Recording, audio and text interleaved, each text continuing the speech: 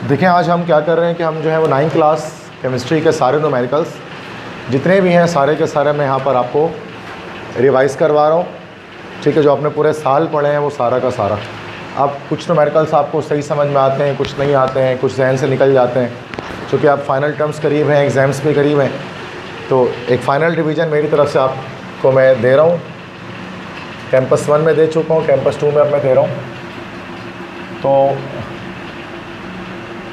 9 chemistry के जो complete जितने भी प्रॉब्लम्स हैं या न्यूमेरिकल्स हैं जो बोर्ड एग्ज़ाम्स में आ सकते हैं, तो वो सारे मैं यहाँ पर बताऊँगा, चैप्टर वाइज बताऊँगा। इसमें देखें चैप्टर नंबर 1 के अंदर कोई न्यूमेरिकल नहीं है। चैप्टर 1 न्यूमेरिकल लेस चैप्टर है, there is no numerical in chapter number 1। Chapter 2 में है न्यूमेरिकल्स हमारे पास। ठीक है, सो चैप्टर 2 हमारे पास है जिसको हम लोग बोलते हैं केमिकल कॉम्बिनेशन। तो पहले मैं आपको इसके न्यूमेरिकल्स करा देता हूँ, एक एक करके सारे चैप्टर्स के करा दूँगा। तो चैप्टर 2 है केमिकल कॉम्बिनेशन, इसके न्यूमेरिकल्स पहले हम करते हैं। इसमें 2 तरह के न्यूमेरिकल्स हैं। ठीक है, एक मोल और एक एवोगाड्रो नंबर, जैसे 2 तरह के हैं। और चूँकि रैपिड पेस पे एक ही क्लास में 1 से 1.5 घंटे के अंदर हमें सारे न्यूमेरिकल्स करने हैं, इसके थोड़ा सा शॉर्टकट हमें मेथड यहाँ पर इस्तेमाल करना पड़ेगा।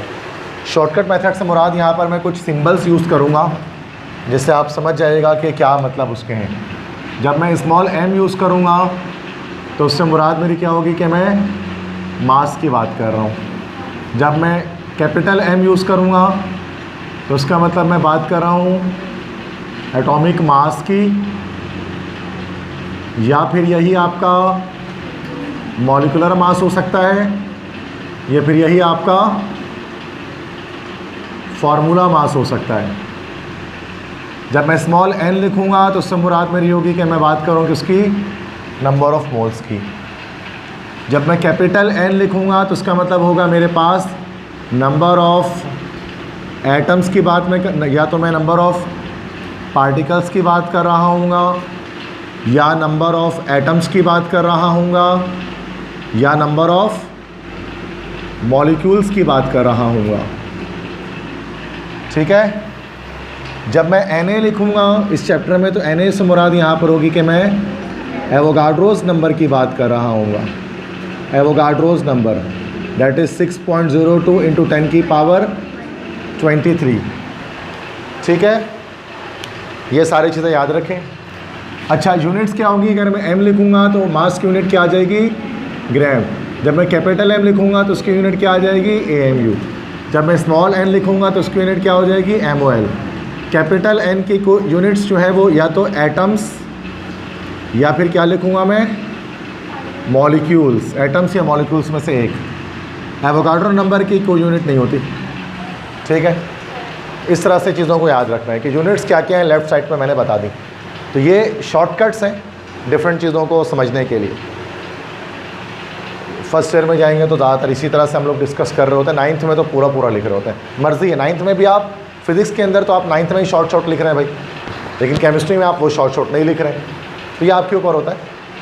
तो चैप्टर 2 है केमिकल कॉम्बिनेशन। इसमें हमारे पास जो सबसे पहला न्यूमेरिकल हमारे पास होता है वो न्यूमेरिकल हमारे पास किसके होते हैं, मोल्स के न्यूमेरिकल होते हैं। और मोल के न्यूमेरिकल के 2 फार्मूले हैं। ठीक है, मोल का फर्स्ट फार्मूला हमारे पास क्या है कि number of moles equal to mass upon atomic mass या मॉलिक्यूलर मास या फार्मूला मास। देखो शॉर्ट हो गया ये बड़ा, mole equal to mass upon.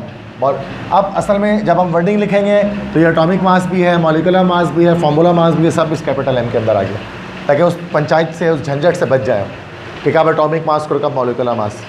वैसे समझ में तो आपके आ जाता है कि अकेला एलिमेंट है तो एटॉमिक मास, कंपाउंड है तो मॉलिक्यूलर मास, बट उससे तमाम परेशानियों से बचने के लिए है ये। अच्छा, ये फार्मूला फर्स्ट वाला कब इस्तेमाल करेंगे, जब आपको मास दिया हो और नंबर ऑफ़ मोल्स बताना हो।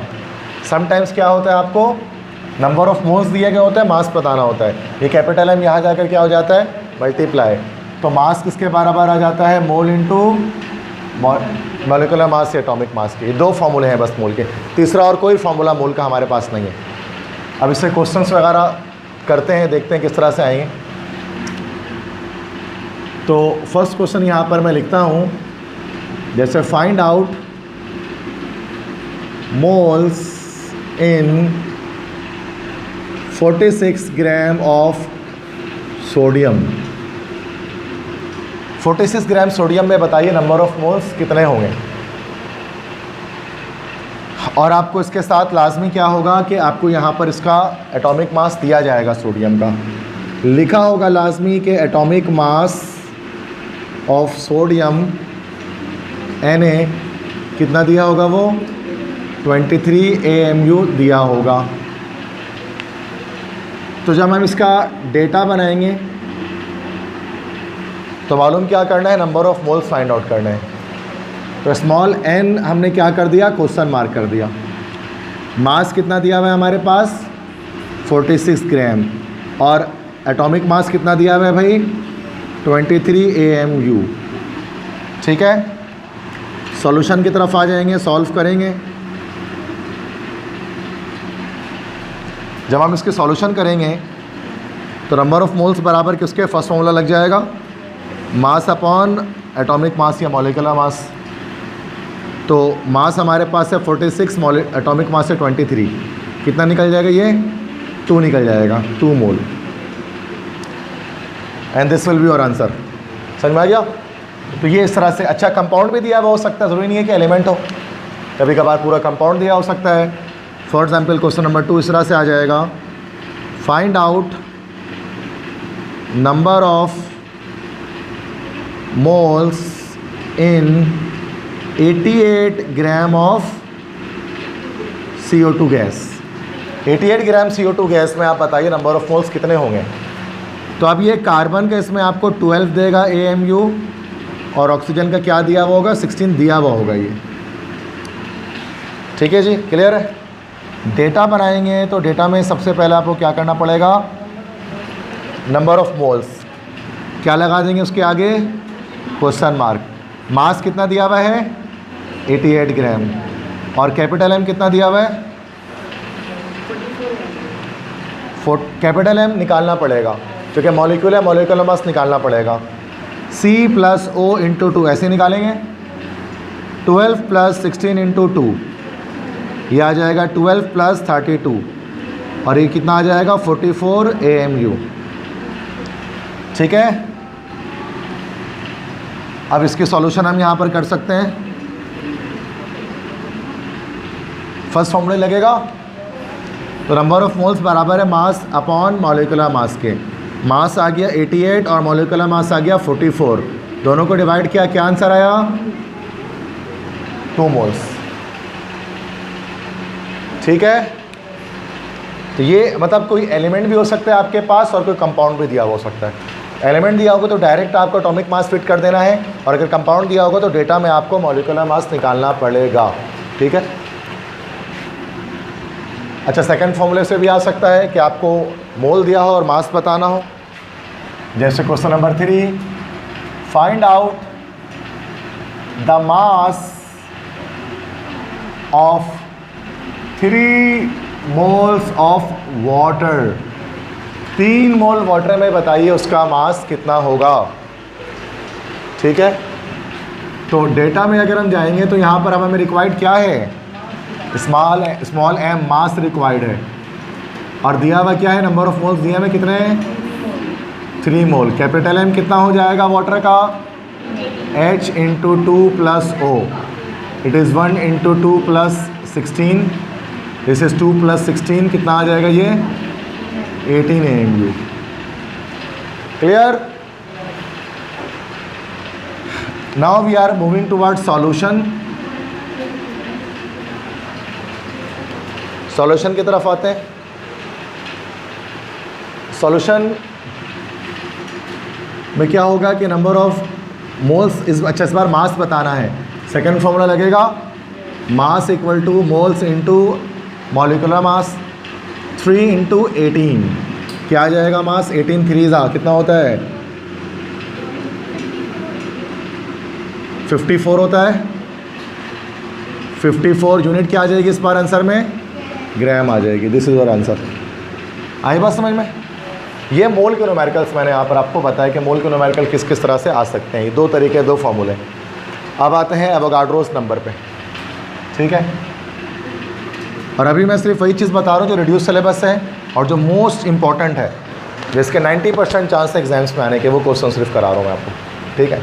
बाकी एक्स्ट्रा तो बहुत किए हैं क्लासरूम के अंदर, बट अब वो टाइम नहीं है कि हम एक्स्ट्रा करें। अब सिर्फ वो का टाइम है कि हम सिर्फ वही करें जो पेपर में आने वाले हैं, ज़्यादा नहीं। तो नेक्स्ट है एवोगाड्रोस नंबर। एवोगाड्रोस नंबर के भी न्यूमेरिकल्स हमारे पास होते हैं।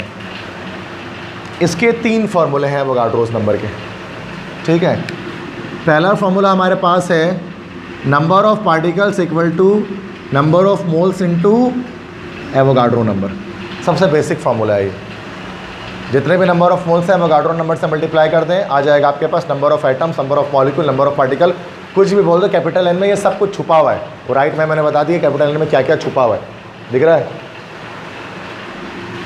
अब आप पूरा बुक में क्या, कॉपी में कैसे, बुक में कैसे लिखा होता है, number of particles equal two moles multiply by Avogadro number, बात वही है।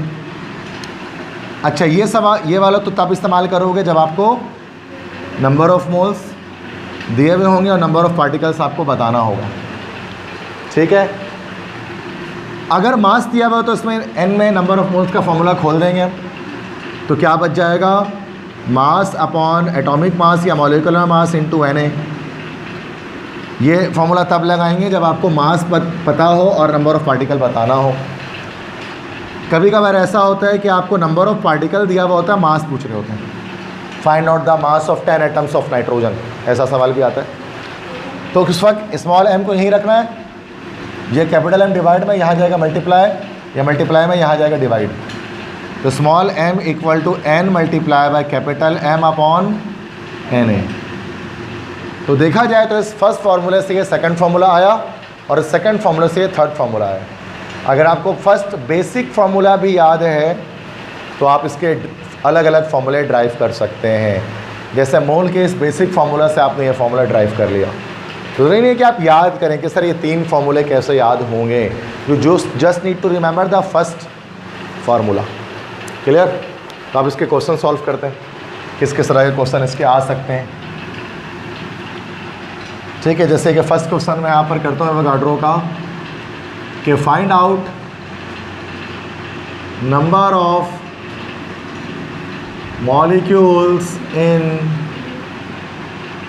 2 moles of C6H12O6। 2 mole glucose में बताइए नंबर ऑफ मॉलिक्यूल्स कितने होंगे। तो क्या बनेगा, सबसे पहले तो हम इसका डेटा बनाएंगे। First of all we need to make a data here, ठीक है। तो डेटा बनाते हैं।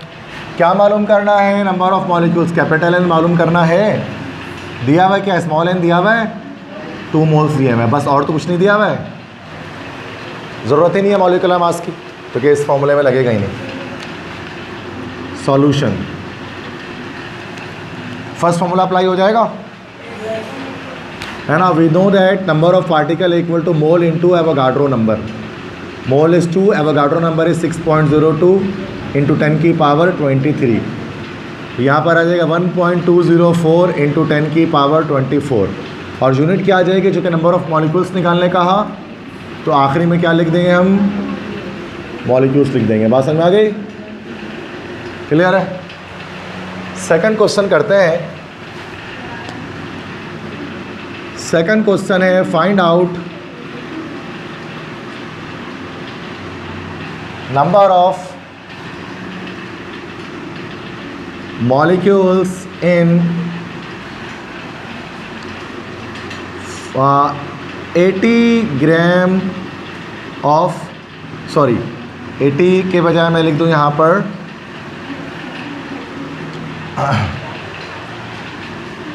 22 gram of CO2 gas. 22 gram carbon dioxide gas के अंदर नंबर ऑफ मॉलिक्यूल्स कितने होंगे, ठीक है। तो डेटा बनाना है। सबसे पहले क्या चीज़ लिखेंगे, क्या मालूम करना है, number of molecules, capital N पे क्वेश्चन मार्क। गिवन क्या चीज़ आपके पास, मास गिवन है 22 ग्राम और कैपिटल एन भी इसमें हमें निकालना पड़ेगा, जो कि फॉर्मूले में आएगा। CO2 है, तो CO2 का हमें पता है यहाँ पर डायरेक्ट, तो ये है ना, ये 12 + 16 × 2 ये डायरेक्ट लिख दे रहा हूँ मैं, 44 AMU आ जाएगा यहाँ पे, ऐसे ही है। इसके बाद अब हम इसमें करते हैं सॉल्यूशन।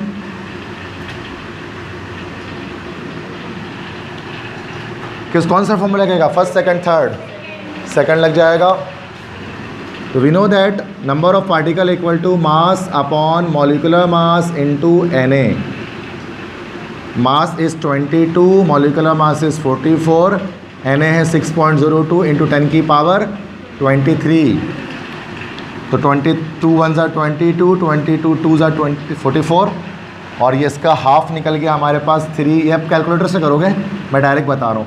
3.01 इंटू 10 की पावर 23, ये आपका कैपिटल N निकल गया। और आखिरी में क्या आ जाएगा, चूँकि मॉलिक्यूल्स फाइंड आउट करने कहा गया तो ये नंबर ऑफ मॉलिक्यूल्स आ गए। क्लियर है बासन भाई? ठीक है, सेकंड फॉर्मूला। अच्छा, यहाँ पर एटम फाइंड आउट करने के आते तो एटम्स भी आ सकते थे इसी तरीके से, बस यहाँ मॉलिक्यूलर वेट की जगह एटॉमिक मास रखना पड़ता एलिमेंट का। क्लियर है? अच्छा, नेक्स्ट इसके बाद एक और मैं आपको क्वेश्चन कराता हूँ। Question number 3, find out the mass of 10 atoms of carbon. Carbon के 10 एटम का वज़न मालूम कीजिए। अभी थर्ड फॉर्मूले से होगा। नंबर ऑफ पार्टिकल आपको गिवन कर दिया, 10 पार्टिकल हैं, और बोला वज़न बताओ 10 पार्टिकल का। ऐसा ही है। तो सबसे पहले डेटा बना लेंगे ताकि और आसान हो जाए हमारे लिए न्यूमेरिकल को सॉल्व करना। क्या मालूम करना है, स्मॉल m मालूम करना है, और नंबर ऑफ़ पार्टिकल दिया हुआ है कितना, 10 एटम्स दिए हुए हैं, और कैपिटल M कितना आ जाएगा कार्बन का, 12 AMU गिवन होगा। ये मैं नहीं लिख रहा, इसके ये मतलब नहीं कि आपको गिवन नहीं किया जाएगा। शुरू में मैंने लिखा है एक जगह पर, यहाँ लिखा है, हर जगह पर ही होता है। इसका मतलब ये होता है कि हर जगह पर ही गिवन होगा। ये डेटा के बाद आ जाए तो सॉल्यूशन में थर्ड फार्मूला लगेगा। तो mass equal to number of particle into molecular mass upon Na।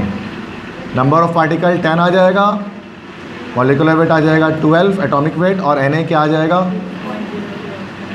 23। क्या आ गया मास, इसको कैलकुलेट करके बताएं। जो भी मास आएगा उसकी यूनिट क्या होगी,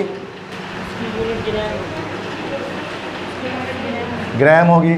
क्या है आंसर, 1.99 माइनस 22। ठीक है, तो ये सारे चैप्टर 2 के MCQ न्यूमेरिकल्स समझ में आए आपको सारे। अच्छा, अगर इसको हम विदाउट साइंटिफिक कैलकुलेटर अगर निकालना चाहें तो आप क्या करें, 10 मल्टीप्लाई बाय 12 डिवाइड 6.02, कितना आंसर आ रहा है इसका, 19.9। Very good. अब मल्टीप्लाई बाय 10 की पावर, अब देखो 10 की पावर 23 है, ये ऊपर चले जाएगा तो ये क्या आ जाएगा, 10 की पावर -23 हो जाएगा। अब ये स्टैंडर्ड साइंटिफिक नोटेशन नहीं है। इस स्टैंडर्ड साइंटिफिक नोटेशन में क्या होता है, एक डिजिट के बाद डेसिमल पॉइंट आता है। तो एक डिजिट के बाद आने के लिए इसको एक कदम पीछे लेके जाना पड़ेगा। जब एक स्टेप पीछे डेसिमल आता है तो इस पर एक ऐड हो जाता है, ये हो जाएगा 1.99 10 की पावर -23 + 1, कितना हो जाएगा, आगे आंसर उसकी तरफ। तो थोड़ा सा ये जतन करना पड़ता है। अगर आप सिंपल कैलकुलेटर हो तो इससे भी जाएगा, साइंटिफिक डायरेक्ट हो जाता है। क्लियर? ठीक है, अब चैप्टर 2 के बाद चैप्टर 3 के न्यूमेरिकल्स की तरफ आते हैं। चैप्टर 3 है आपका द स्ट्रक्चर ऑफ एटम। अच्छा, इसके अंदर न्यूमेरिकल्स तो है नहीं द स्ट्रक्चर ऑफ एटम के अंदर, बट इसमें 2 तरह के ऑब्जेक्टिव क्वेश्चंस आस्क किए जाते हैं। जैसे कि find out the number of electron, proton and neutron करके आता है, उसको रिवाइज करा देता हूँ। अगर क्वेश्चन आ जाए कि find out number of protons comma, model paper में भी ये सवाल है, electrons and neutrons in the following, कि भाई दिए गए एलिमेंट्स या एटम्स में इलेक्ट्रॉन्स, प्रोटॉन्स और न्यूट्रॉन्स की तादाद को बताइए। तो कैसे बताएंगे, जैसे आपका फर्स्ट आपके पास आ गया सोडियम 1123, दूसरा इन्होंने दे दिया यूरेनियम 92-235, थर्ड दे दिया गया है लेड Pb 82-107। तो 3 एलिमेंट है, वैसे कोई भी एक्स वाई जी कोई भी एलिमेंट दिया जा सकता है, दोनों नहीं कि यही 3 आ जाएंगे, कोई भी आ सकता है। अब आप जानते हैं कि जब हम कोई इस तरह से लिखते हैं, इस तरह से लिखते हैं, तो ये सबसे पहले जो एन है जो लिखा हुआ है, this is called what, symbol of element, जो जे बर्ज़िलियस ने बताया था, है ना। ये जो 11 लिखा हुआ है, this 11 is what, it is atomic number. Atomic number आपको किसकी तादाद बताता है, प्रोटॉन्स की तादाद बताता है, या फिर, और ये दोनों हमेशा बराबर ही होते हैं, ठीक है। और ऊपर जो नंबर है यहाँ पर, ये वाला नंबर क्या कहलाता है, एटॉमिक मास, या इसको हम लोग कह सकते हैं मास नंबर, ठीक है। और ये आपको क्या बताता है, प्रोटॉन प्लस न्यूट्रॉन, न्यूक्लियस के अंदर प्रोटॉन और न्यूट्रॉन की मजमूई तादाद बताता है। एटॉमिक नंबर को Z से शो किया जाता है, जबकि मास नंबर को हम लोग कैपिटल A से शो करते हैं, ऐसा ही है। ये सब चीज़ें हमें पता होनी चाहिए। अब आते हैं आंसर की तरफ, कि इसमें बताना है कि इसमें प्रोटॉन कितना है, इसमें इलेक्ट्रॉन कितना है, इसमें न्यूट्रॉन कितना है। तो प्रोटॉन कितने होंगे सोडियम में, 11, एटॉमिक नंबर चूँकि 11 है, 11 है। इलेक्ट्रॉन कितने होंगे, 11, चूँकि जितना प्रोटॉन होगा उतना ही इलेक्ट्रॉन होगा। न्यूट्रॉन के लिए क्या फार्मूला है, A माइनस Z, ऊपर वाला माइनस नीचे वाला, ठीक है, ओके। ऊपर वाला माइनस नीचे वाला, ऊपर वाला हमारे पास है 23 माइनस नीचे वाला हमारे पास है 11, कितना आ जाएगा, ये 12 आ जाएगा, ठीक है। n की वैल्यू न्यूट्रॉन 12 आ जाएंगे उसमें। अब इस तरह से यहाँ आ जाएंगे तो प्रोटॉन कितने होंगे भाई यूरेनियम में, 92, इलेक्ट्रॉन कितने होंगे, 92, न्यूट्रॉन कितने होंगे, 235 माइनस 92, कितना आ रहा है,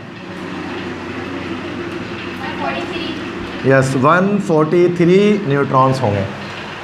अब आ जाओ बच्चों लेड में देख लो, लेड में कितने प्रोटॉन्स होंगे, 82, इलेक्ट्रॉन्स कितने होंगे, और न्यूट्रॉन्स कितने होंगे, कितना आएगा, कितने, 25, 107 माइनस 82 करना है, तो ये गलत बता दिया मैंने, फिर ये 107 नहीं है, फिर ये है 207 है। अब करें,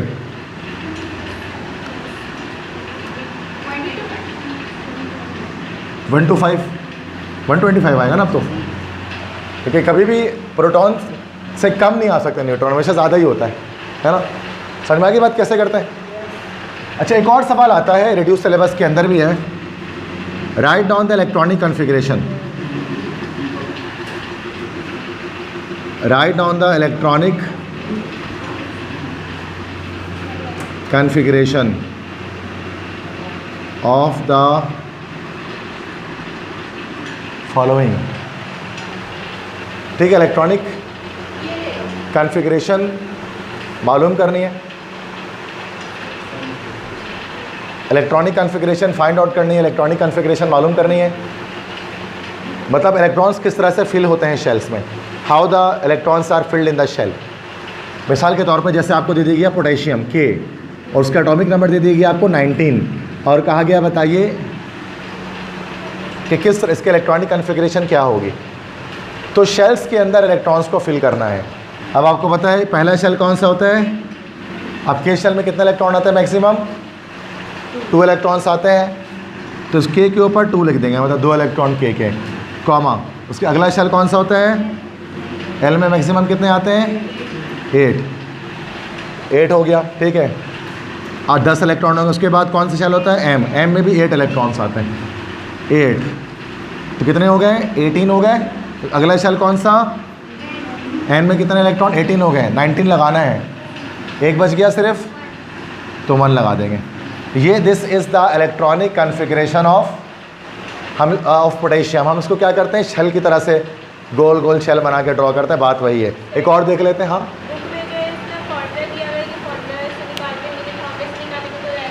किस तरह से, फॉर्मूले से, इसको निकालने का फॉर्मूला,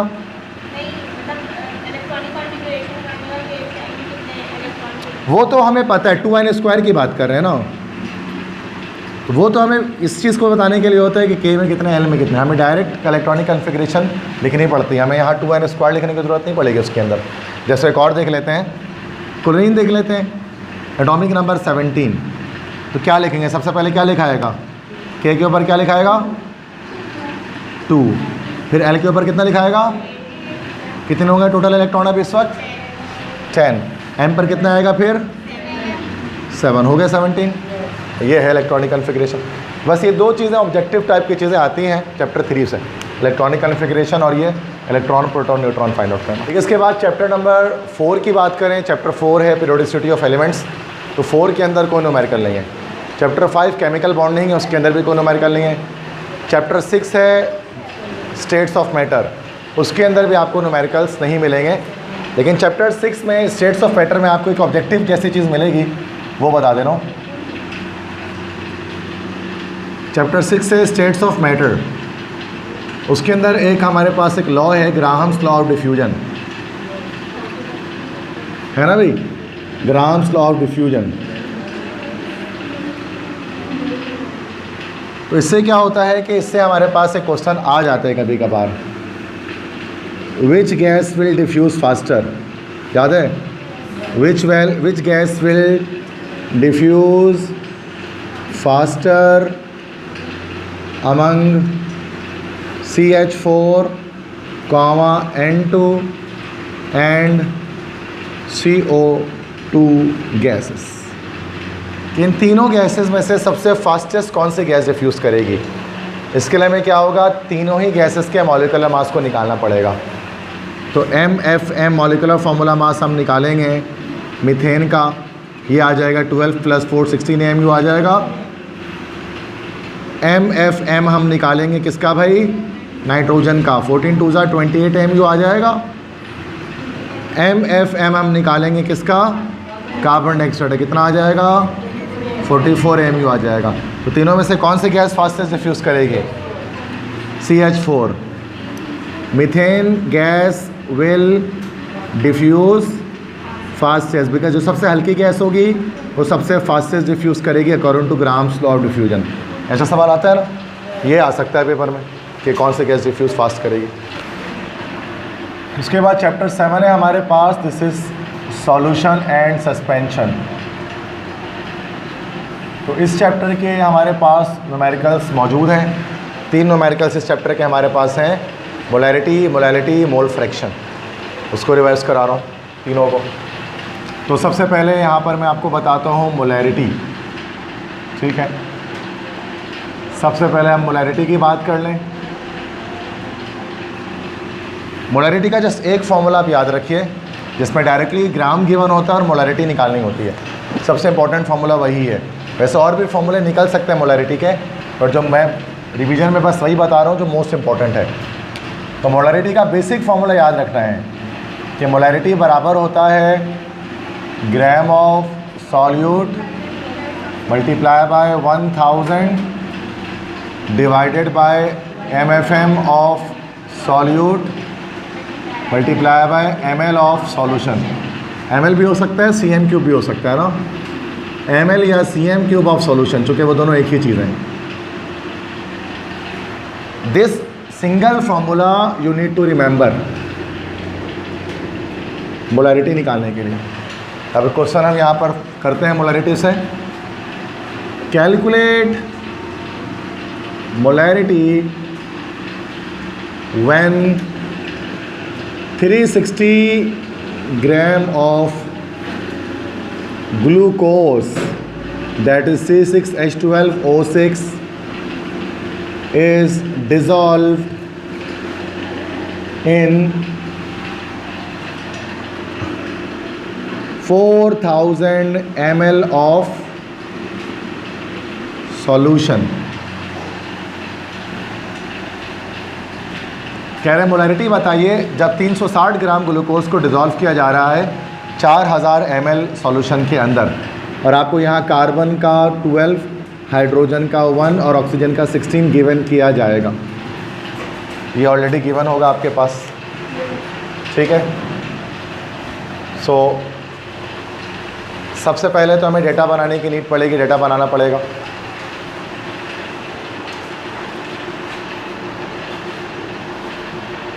तो सबसे पहले हमें यहाँ पर डेटा बनाना पड़ेगा। तो क्या मालूम करना है भाई? मोलैरिटी। तो मोलैरिटी में हम डाल देंगे यहाँ पर क्या, क्वेश्चन मार्क। और ग्राम ऑफ सॉल्यूट दिया हुआ है हमें, कितना दिया हुआ है ग्राम ऑफ सॉल्यूट? 360 ग्राम। यहीं पे हम MFM ऑफ सॉल्यूट भी निकाल सकते हैं, है ना। ग्लूकोज है C6H12O6, तो ये हो जाएगा 12 × 6 + 12 + 16 × 6, 180 निकल जाएगा। याद होना चाहिए ग्लूकोज का 180 ही निकलता है, बिना निकाले ही समझ में आ जाता है। और ml ऑफ सॉल्यूशन कितना दिया हुआ है भाई? 4000 ml। बस डेटा में यही सारी चीज़ें हैं। आपने क्या करना है, now we have to move towards the solution. Solution की तरफ आएंगे तो फॉर्मूला लग जाएगा हमारे पास, मोलैरिटी बराबर है gram of solute multiply by 1000 divide by molecular formula mass of solute multiply by ml of solution. तो ग्राम ऑफ सॉल्यूट हमारे पास हो गया 360 multiply by 1000, MFM of solute हो गया 180 और ml ऑफ सॉल्यूशन कितना हो गया 4000। ये 3 0 यहाँ काटा, 3 0 यहाँ काटा, 180 1 ज़ा 180, 180 2 ज़ा 360, 2 1 ज़ा 2, 2 2 ज़ा 4, 0.5 आ जाएगा। अब आप करते रहो कैलकुलेटर से। तो मैंने तो आंसर निकाल लिया, मोलैरिटी आ जाएगा इसका 0.5 और आंसर में कैपिटल M लिख देंगे। बासंग भाई, तो ये पहला न्यूमेरिकल है जिसको हम लोग कहते हैं मोलैरिटी। अब आते हैं सेकंड न्यूमेरिकल की तरफ जिसको कहा जाता है मोलैलिटी। समझ में आ गई? मोलैरिटी क्लियर है, रिवाइज हो गया मोलैरिटी सही से कि किस तरह है। मोलैरिटी के बाद अब आते हैं मोलैलिटी।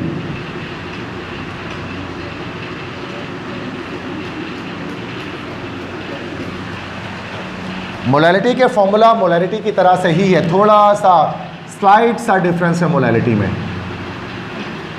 मोलैलिटी को स्मॉल m से शो किया जाता है, लेकिन मोलैरिटी जो है वो कैपिटल M से शो होता है। मोलैलिटी में देखो ऊपर सेम है, वही ग्राम ऑफ सॉल्यूट, वही 1000, नीचे भी सेम वैसे ही MFM ऑफ, बस यहाँ पर यस ml ऑफ सॉल्यूशन के बजाय ग्राम ऑफ सॉल्वेंट होता है यहाँ पर। Otherwise all the things are same, बाकी चीज़ें वैसी ही हैं। तो अब इसका एक क्वेश्चन हम बनाते हैं इससे related. Find out molality when 200 gram of calcium carbonate is dissolved in 8000 ml of 8000 gram of solvent. ठीक है जी। और आपको सवाल में इसमें दिया होगा कैल्शियम का कितना 40, कार्बन का 12 और ऑक्सीजन का क्या दिया हुआ होगा 16 दिया हुआ होगा सवाल में। सबसे पहले we need to make a data here.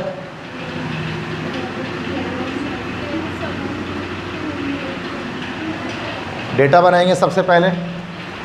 Data में मालूम क्या करना है भाई,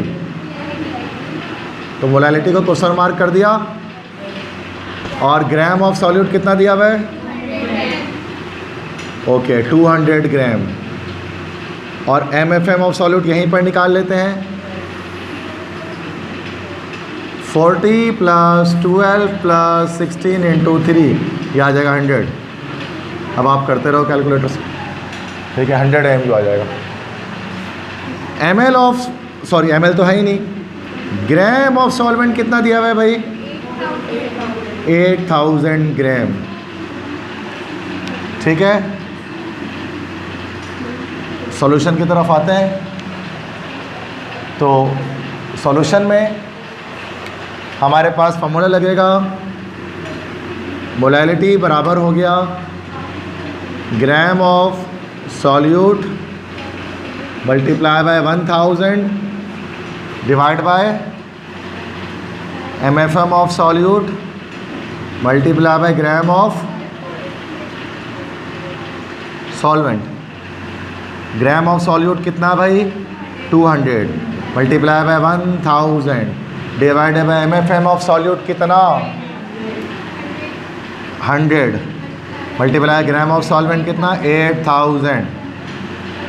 3 0 यहाँ कटा, 3 0 यहाँ कटा, यहाँ 2 0 कटा, यहाँ 2 0 कटा, 2 1 2 2 2 2 4 0.25 आएगा। अब आप लोग करते हैं कैलकुलेटर से। मोलैलिटी बराबर हो गया 0.25 मोलर, स्मॉल m, सॉरी क्या कह रहे हो, क्लियर है? मोलैलिटी समझ में आया? बस सिर्फ यहीं पर तो डिफरेंस है ना, बाकी तो पूरा मोलैलिटी ही यही है, बस ग्राम और सॉल्वेंट गिवन होता है। एक और देख लें, उसके बाद लिख लेना। मोल फ्रैक्शन भी बता दो, लगे हाथों, ताकि तीनों हो जाए एक साथ। बहुत आसान है 9 केमिस्ट्री का न्यूमेरिकल भाई, फिजिक्स इससे कहीं मुश्किल है न्यूमेरिकल के हवाले से। केमिस्ट्री का न्यूमेरिकल बड़े इजी होता है, आराम से हो जाता है। मोल फ्रैक्शन,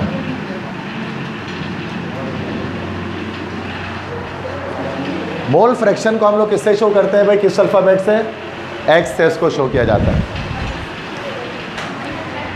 मोल फ्रैक्शन के जो न्यूमेरिकल्स होते हैं वो जोड़ी वाले न्यूमेरिकल्स होते हैं, जोड़ी में आते हैं, दो आंसर्स एक साथ इसमें आ रहे होते हैं, क्योंकि सॉल्यूट और सॉल्वेंट दोनों का मोल फ्रैक्शन निकालना होता है। तो मोल फ्रैक्शन ऑफ सॉल्यूट को एक्स ए से शो करते हैं, ये बराबर हो जाता है ना moles of A, moles of solute upon moles of solute plus moles of solvent. Mole fraction of solvent किसके बराबर हो जाएगा? Moles of solvent upon moles of solute plus moles of solvent. और वेरीफाई करना है तो जब दोनों मोल फ्रैक्शन को ऐड करेंगे तो हमेशा आंसर कितना आएगा? ये ज़रूरी नहीं होता वेरीफाई करना, बट हम कर सकते हैं। वेरिफिकेशन के नंबर नहीं होते, आपकी मर्ज़ी, आप करो ना करो। क्वेश्चन लिखते हैं, find out mole fraction of solute and solvent when 3 moles of solute is dissolved in 7 moles of solvent। Solute और सॉल्वेंट के मोल फ्रैक्शन मालूम कीजिए जब 3 मोल सॉल्यूट का डिज़ोल्व हो रहा हो 7 मोल सॉल्वेंट के अंदर, ठीक है। So we need to make a data here. क्या मालूम करना है? मोल फ्रैक्शन ऑफ सॉल्यूट और mole fraction of solvent. X A मालूम करना है, एक्स बी मालूम करना है। एन ए क्या दिया हुआ है? मोल्स ऑफ सॉल्यूट 3 मोल्स, और एन बी क्या दिया हुआ है आपके पास? 7 मोल्स, ठीक है। सॉल्यूशन करेंगे। अब इसको सॉल्व करने का ये हो सकता है कि 2 तरीका है, या तो आप टॉप से बॉटम आप इसको सॉल्व कर दो, या तो जब आप इसके सॉल्यूशन करें तो आप टॉप से बॉटम कर दें, या लेफ़्ट राइट करके भी आप इसको जो है वो कर सकते हैं, ठीक है। लेफ़्ट राइट से भी हो सकता है, दोनों तरीके पॉसिबिलिटीज़ हैं। बट टॉप से बॉटम भी हो सकते हैं, लेफ़्ट से राइट भी हो सकता है। तो नॉर्मली लेफ़्ट राइट करके हम इसको कर रहे होते हैं इस तरह से, ठीक है। तो एक्स ए बराबर हो गया N A upon N A plus N B, ठीक है। जबकि एक्स बी बराबर किसके हो जाएगा? N B upon N A plus N B. X A क्या आ जाएगा हमारे पास? दैट इज़ एन ए हमारे पास क्या है? 3 अपॉन 3 प्लस 7, ये हो जाएगा 3 अपॉन 10। एक्स बी हमारे पास हो जाएगा 7 डिवाइड बाय 3 प्लस 7, ये 7 अपॉन 10। एक्स ए क्या आ जाएगा हमारे पास? 0 पॉइंट, यूनिट कोई नहीं होती मोल फ्रैक्शन ऑफ सॉल्यूट और सॉल्वेंट की। और एक्स बी कितना आ जाएगा? 0.7। जब दोनों को ऐड करोगे तो बनाएगा, तो ये मोल फ्रैक्शन हो गया हमारे पास। क्लियर है? ठीक है स्टूडेंट्स, तो चैप्टर नंबर 7 की तरफ आते हैं, 8 की तरफ आते हैं। This is electrochemistry. इलेक्ट्रोकेमिस्ट्री में जैसे हमारे पास एक ही न्यूमेरिकल है, एक ही टॉपिक है न्यूमेरिकल वाला, जो कौन सा है, Faraday's first law of electrolysis. Faraday's first law of electrolysis.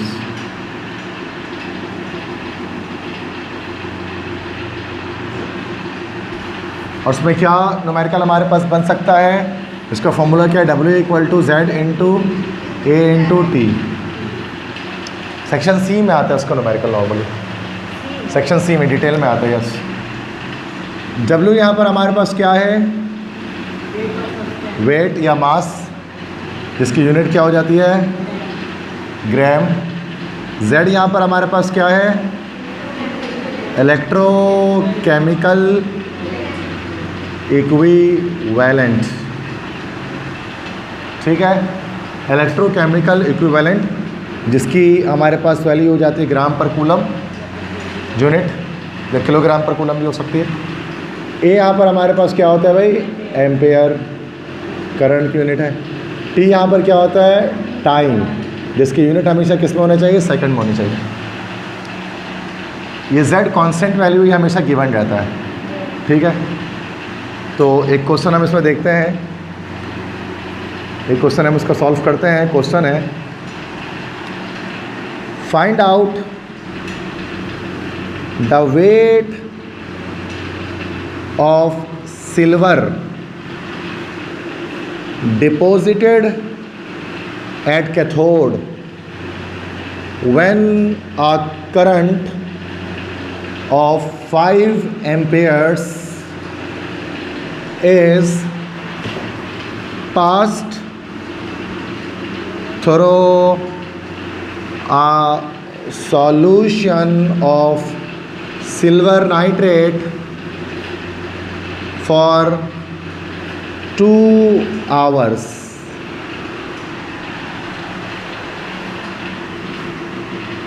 Z for silver, silver के लिए Z की वैल्यू दी जाएगी 0.001118 ग्राम पर कूलम, दिया हुआ होगा।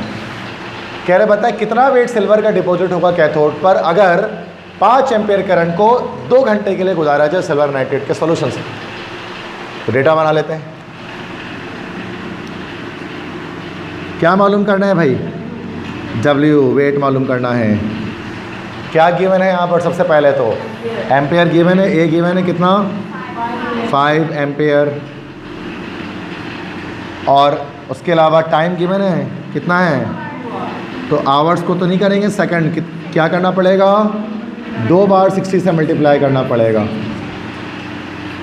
7200 सेकंड आ जाएगा। Z क्या है हमारे पास, 0.001118 ग्राम पर कूलम।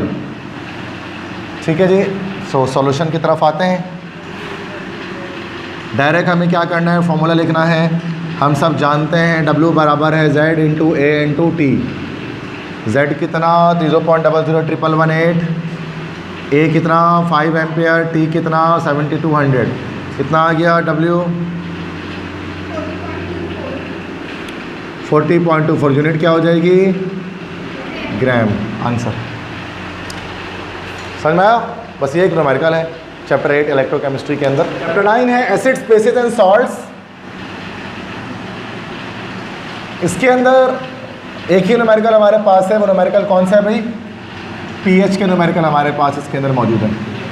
पीएच के और पीओएच के, पीएच एंड पीओएच।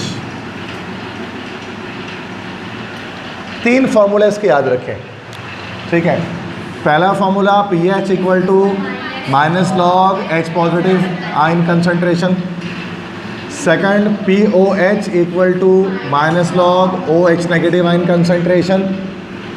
और थर्ड याद रखो pH plus pOH equal to, मुझे ऐसा लगता है कि एंटी लॉग वाला सवाल नहीं आएगा।